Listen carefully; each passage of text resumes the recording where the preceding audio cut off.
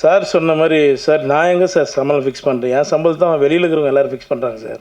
என் சம்பளம் எனக்கு எவ்வளோன்னு தெரியாது சார். அந்த சுச்சுவேஷனில் தான் போயிட்டுருக்கேன். நீங்கள் சொன்ன மாதிரி நாங்கள் எல்லாம் சம்பளம் கம் பண்ணுறோம் சார். நீங்களே அனுப்புங்க சார், யார் ஒன்றாலும் அனுப்புங்க, நல்ல கதை கிட்ட அனுப்புங்க. சொல்கிற சம்பளத்தை நீங்களே வாங்கி கொடுத்துருங்க. அதை கேட்டால் தான் இங்கே எதிரி ஆயிரும். அதான் உண்மை. இப்போ நம்ம வந்து நேற்று முந்தின நாள் வரல, யார் வேணாலும் என்ன வேணாலும் பேசுகிறாங்க.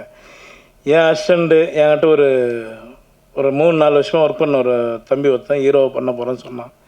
ரொம்ப நல்ல விஷயம் போய் பண்ணுற போட அப்படின்னா. ஆனால் அதில் 2 நாள் ஒர்க் பண்ணலாம்ண்ணா, நீங்கள் எனக்கு ஒரு வாய்ப்பு கொடுத்தீங்கன்னா அது நல்லாயிருக்குண்ணா அப்படின்னா. சரி ஓகேடா, நான் எவ்வளோ பேருக்கு போகிறோம் வாடா அப்படின்னு சொல்லி பண்ணேன். அந்த படத்துக்கு தான் நான் 7 லட்சம் கட்ட 8 லட்சம் கட்டினாங்க. இது என் படம், நான் தான் வரணும், இல்லைன்னா தப்பு, நீங்களே நான் தப்பாக எழுதுங்க, இது என்னோட படம்.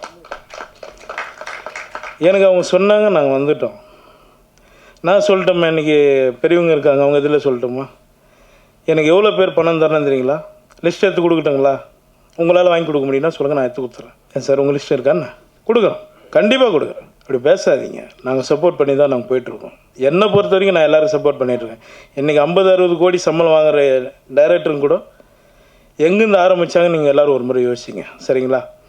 இந்த படம் ரொம்ப கஷ்டப்பட்டு, நான் ஜாஸ்தி பேசலை, எமோஷன் ஆகலை, அப்படியே ஃப்ரீயாக விட்டுருவோம். பேசுகிறவங்க பேசட்டும், கடவுள் பார்த்துக்குவோம், அவ்வளோதான். நான் எதுவும் பேசலைங்க. இந்த படத்துக்கு சப்போர்ட் பண்ணி இந்த படத்தை எப்படியாவது நீங்கள் தான் ஜெயிக்க வைக்கணும். உங்களோட ஆதரவு எங்களுக்கு வேணும். ரொம்ப நன்றி, எல்லாருக்கும் ரொம்ப நன்றிங்க. எனக்கு 6:30க்கு ஃப்ளைட்டு, நான் பெங்களூர் போனோம்.